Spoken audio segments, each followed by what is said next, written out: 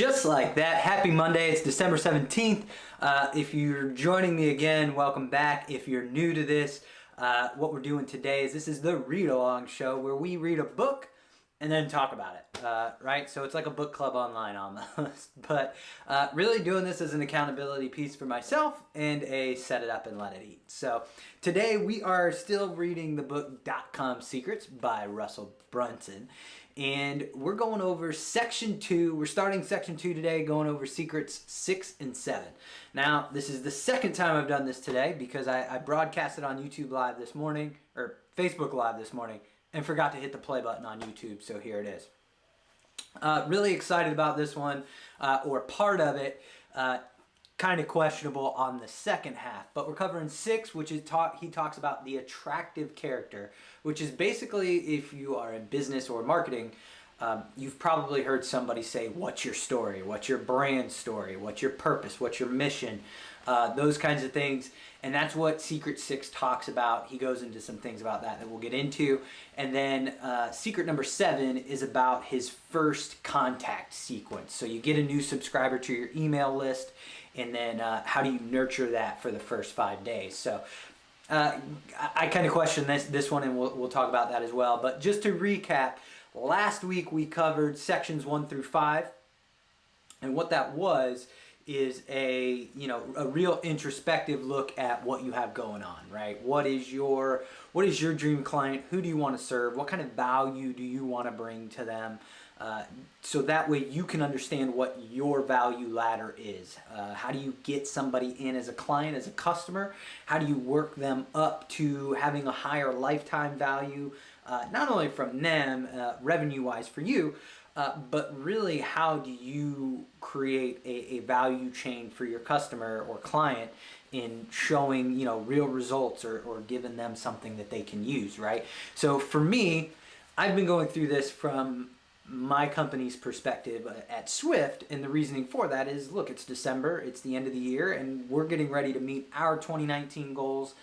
This book was recommended to me by somebody and said it's kind of bits and pieces of it are like the gospel and I should read it. And being in the digital space, I was like, yeah, okay, I'll give it a look. And so far, I haven't been disappointed. It's been pretty good.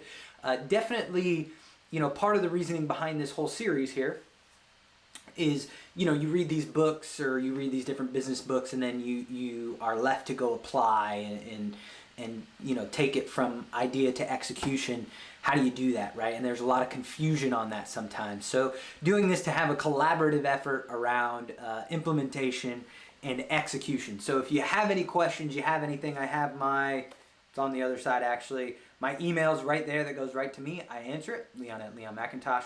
And then I have my Facebook and Instagram, my personal Facebook and Instagram info right there too, so you can always contact me. If you want to talk through this, or you want me to use your business on the whiteboard, happy to do it, because you may or may not be able to relate to mine, but a lot of these concepts that we're talking about can apply to several different industries, of which we're going to get into in this. So just to recap mine from Swift, we didn't really have a value ladder. We built out a value ladder that I think makes some sense for us. So it's been super helpful so far. Very introspective look in that first section. And now let's get into chapter 6 and see what he talks about. I think this chapter, this is one of those chapters or sections, secrets they call it, that, you've heard a lot about. You probably haven't thought about it, but I think at the end of it, what you're going to need to do is say, does my marketing or does my communications to my clients, to my customers, is it consistent with my story or with our purpose? Because I think if you do that, it'll certainly help drive, all of your communications to your clients, and we'll go through that. So the attractive character, he calls it, or you've probably heard, like I said, your brand persona, or your story. Got a lot in this chapter, and I've gone through, I've highlighted some things that I thought were pretty important that we can kind of connect with. And it says, first off, he goes, one of my highlights is we love them. We want to be like them. Important. We relate to their stories and we buy what they're selling. Now, who is this? Who is the attractive character? What is the attractive character? This morning I used the thought of like Dick's Sporting Goods. That they create a character not about selling to you or I directly in a sense, still in a sense, but what they do is the type of selling they do is not, hey, do you play baseball? Come buy your baseball equipment. They go, hey, do you need baseball equipment for your kids, for you? Come buy your baseball equipment, right? Or whatever sport it is. So they try to appeal to you more almost as a parent than they do an individual on your own, right? So that they've built the persona that they want to supply all your sporting good needs for you and your kids. The book, he actually talks about Subway restaurants, which, as I said this morning, turned out to be quite a disaster. After old Jared got locked up, they lost $500 million their first year after that. But he talks about how on Subway, the attractive character, what it is it's a persona or story that we want to be like, that we want to emulate, that we want to be us, we want to be ours, something we connect with on a personal level. One of the stories he tells, aside from Jared, is he says when Russell started doing his pitches and his different webinars and stuff, he started telling stories about when he was an athlete. He was a college wrestler, I guess. I don't know. Never looked him up. But he said that at the end of his presentations, when it came time to discuss it with people in the audience or, the people buying his product, would be athletes. Hey, I played football. Hey, I was a wrestler. Hey, I did this. And we're buying his products. He then introduced another more personal story that kind of gave some insight into his own life, right? And it was about, I guess, him and his wife had trouble getting pregnant, but he shared this, and he says, I shared something about my family, and suddenly there's a new segment of the audience attracted to that part of my persona. And what it did is it built up, it gave those people enough trust to purchase from me. So, this goes back to the social proof type of concept. There are so many things to show on websites that say, hey, so-and-so bought this product, whether it's on Facebook, they want you to share it on Facebook because that social proof gives people comfort, right? So the attractive character is pretty important. I also starred this. I said I kept seeing examples of this trend. The people who related to my stories were the ones who bought my product, right? So for me at Swift, what we're talking about is website development in particular. And what people really relate to is, I've had my friend's cousin's brother-in-law whose niece lives in a basement up north can build websites. They built my website and now it's broken. Or we paid a bunch of money for this website and now it's broken. So what we try to do is be that leader to say, hey, we fix these things. We help, when other people won't. And I think that for us, that's how we connect, or what we're leading towards in our story to connect with, because that's kind of where we came from. And my own personal story, I told it this morning in Facebook, but I got started in my career because of somebody putting a penis in a comment field on a piece of software, and it crashed the whole piece of software, unbeknownst to us on a Friday night for a pizza joint. So fun times. I'll keep going here. He says there's some other points he makes. He says, how attractive are you? How interesting are you? Why should someone tune in to watch a TV special about your story? You might be thinking, but I'm not that interesting. I promise that I didn't feel interesting when I first started either, but if you find ways to share your story, you can make it compelling and people will follow you because of a personal connection. So it's important to think of what that story is. Where do you come from? How can you tell your story in a way that is connecting to somebody else? So he says the 4 elements of the attractive characters. One is the backstory, right? Come up with a backstory. Don't make it up. Try to be consistent. Why is it something you liked? What led you to the product that you are selling? What led you to be in the business you are in? And be honest, because what people are going to say is, I want to be where that person is, right? When they hear your story, or where that product puts me. Attractive characters speak in parables. which are just, I guess, little stories that are relevant to the point. You know, these can be interpreted at, you know, what makes up some little stories. He definitely gives some examples here, but this could be, you know, hey, I got started in this because, and he gives some more examples in this, but the little stories can help tie back, right? Tie back to your bigger story. Hey, this event happened to me on the street, and it just made me realize this is why we started this. You know, and interesting talking points is what we'll call it. Number 3, attractive characters share their character flaws. Why is this important? This one right here is gold. And the reason that is because, look, I think perfection is the enemy of great, right? Or is that what they say? But so many times I have not put things out because it wasn't perfect. I just looked at it and it was like, man, people think this is stupid. So I think what he says is they'll like you more because you are like them, not perfect. So while yes, quality, I think we have become an aesthetic people. Quality is definitely a factor in how people respond to you. But human connection is more important, and making some errors if there's a misspelling or here and there. Those are probably not bad errors to make. Those are good. And it's, I think in the tech world, we say just ship it, you know, which means to just get it out there. It doesn't have to be perfect. So attractive characters share their character flaws. Super important. And then number 4, attractive characters harness the power of polarity. Look, we have a crazy climate, like political, social climate today. And this one is the one, you know, everybody tries to play both sides, myself included. You know, you don't want to piss off one side, you want to keep somebody happy. But he seems to believe in it, and now kind of hearing it and seeing it put down on paper, and hearing, you know, going through his thoughts of it a little bit, I get it. He seems to think you pick a side, be decisive.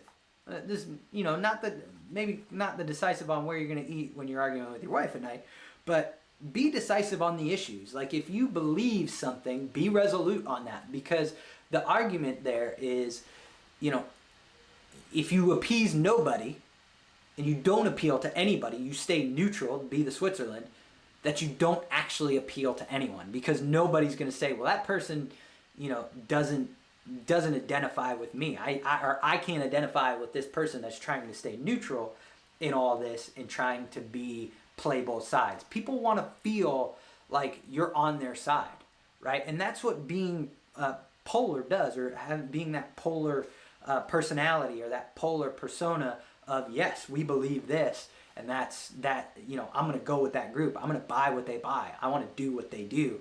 So, you know, pick a side. Go with it. In some industries, I don't know how that works in particular. I think in our industry, in the digital space, it's technology focused. We need to say, you know, we build in this technology, we think it's the best, and that's why we're using it. And I think people will respond to that better than, yeah, hey, what we have done in the past is, yeah, you know, we can build it in that, we can build it in this. What do you think? We think it should be this, but we'll take your input. No, we're going to back away from that, and we're going to be more direct with what we build in, you know, what we service in terms of technologies and things like that. So being polar, or having the polarity or the decisiveness to make a decision and go with it will definitely appeal to your audience. Then he talks about the identities of an attractive character, and you got to read these to really grasp them. But he's got 4 identities, and I wrote them up here.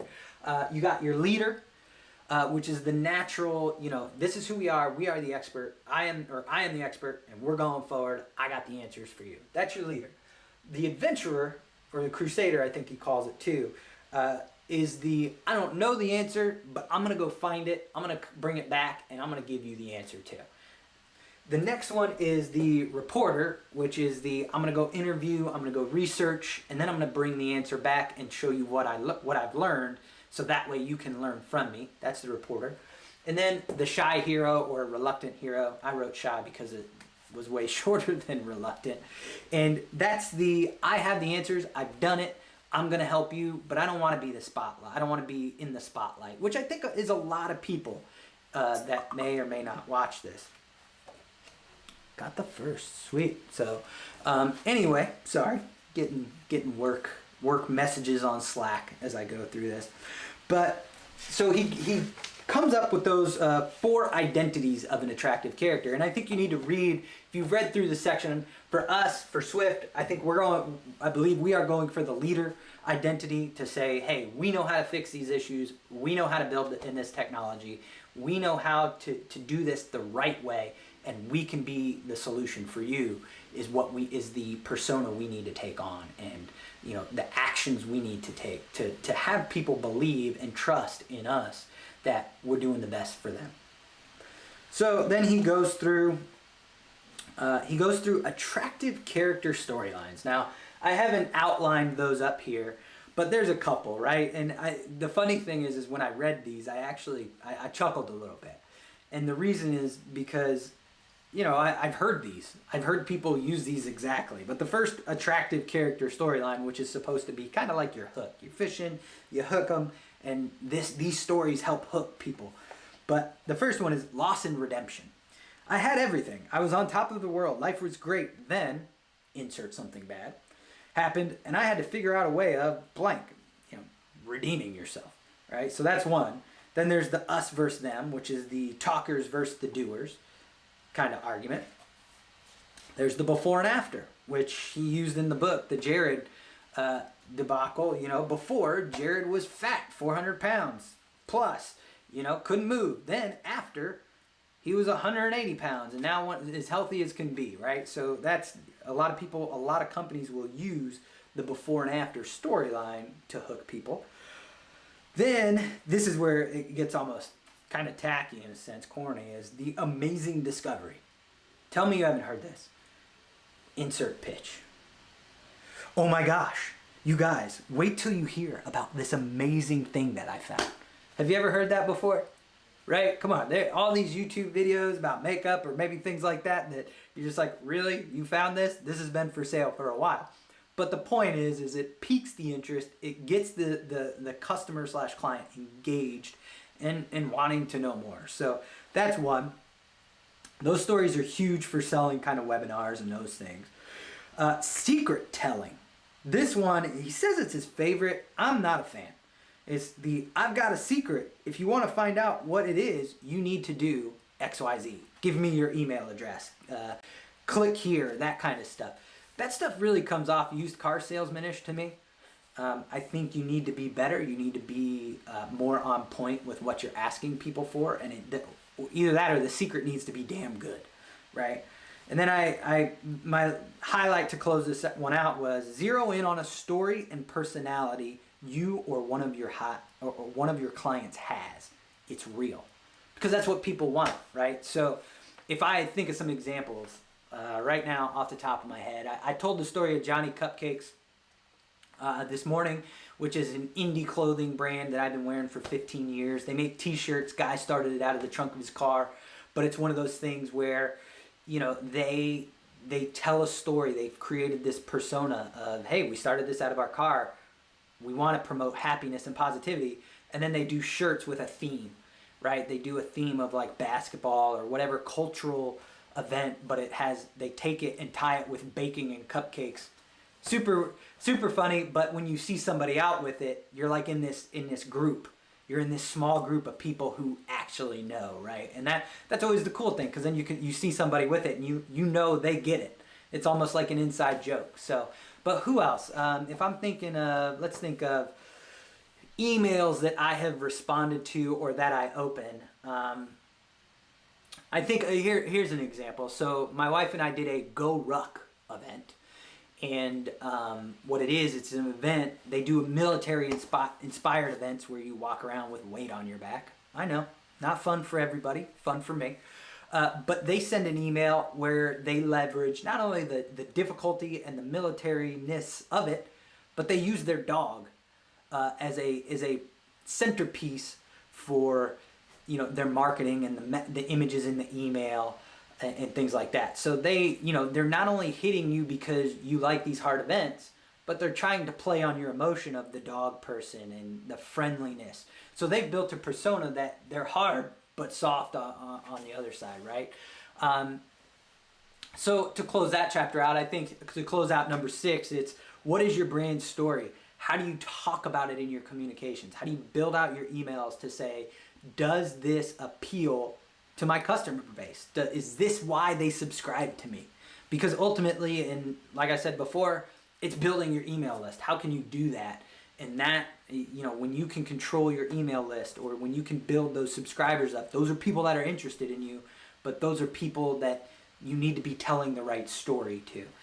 Rather than, I think today, email is just beaten into the ground so hard, and so it's become such trash in some cases that people are just throwing emails together, clicking the send button, and wondering why they get no sales. And I think the very clear and upfront answer is, you've done nothing to nurture that list, and you've done nothing to show those people or to communicate with those people the same story that hooked them in the first place. So ask yourself, before you do marketing communications, does this tie to my story? Does this tie to who we're serving, and is it consistent with our values? And I think you'll be a lot more successful from there. So we'll move on to secret number 7, the soap opera sequence. There it is right there. Oh, yeah. So, look, I'm skeptical as shit about this one. And the reason is because I don't think you can hit somebody 5 days in a row with 5 emails and expect them to open every single one and be like, oh my God, this is the greatest thing ever. Right? But that's just me. I've not tested this. I've not done this. And clearly, look, this guy's got a book, so he knows kind of what he's doing. But this one I'm a bit skeptical on. But I did, consistent with my last comment, there's a paragraph, the very first paragraph here is 10 pounds of gold in itself, right? And I'll read it to you. It says, when somebody joins your list for the first time, it's essential that you quickly build a bond between them and the attractive character or your brand persona.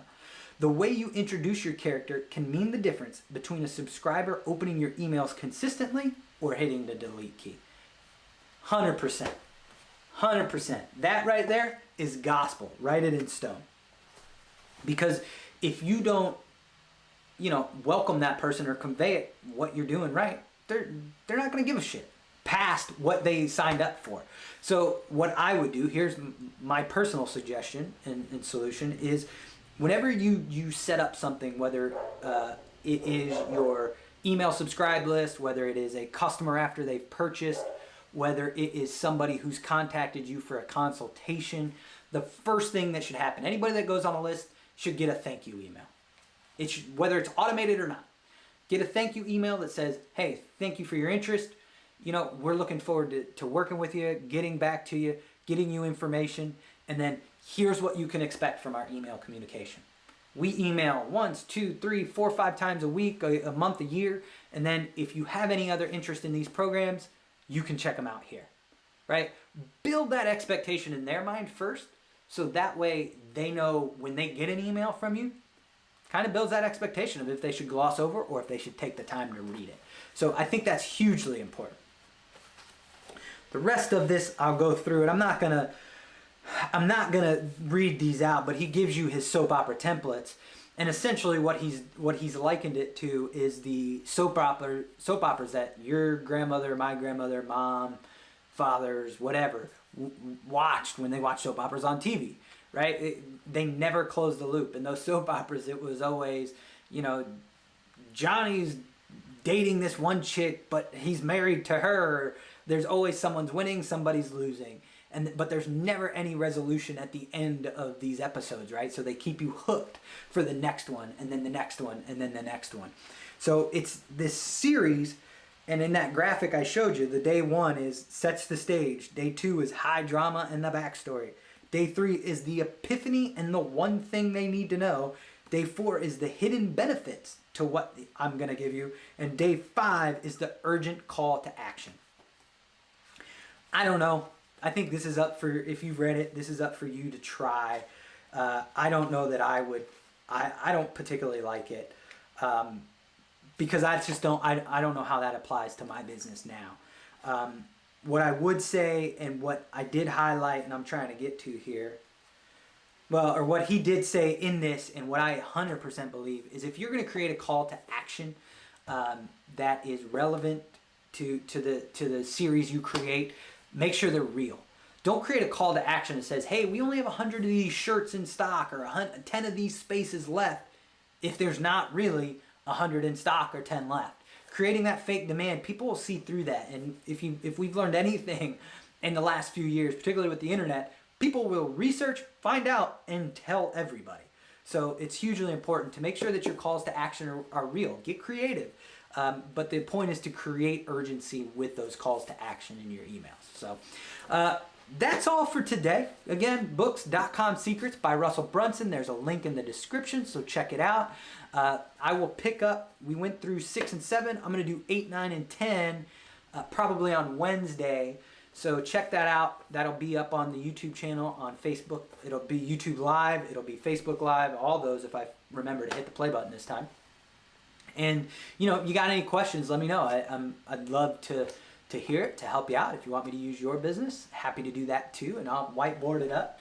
And I didn't even talk about my beautiful designs, but they're up here for visual effect. So, but that's it. Get out, get busy, make it an awesome day, folks. Happy Monday, and we'll see you soon. Yo, Pan, you ready? Yeah. Man, let's lock it low. Yeah. Just blaze. Yeah. No, turn me up.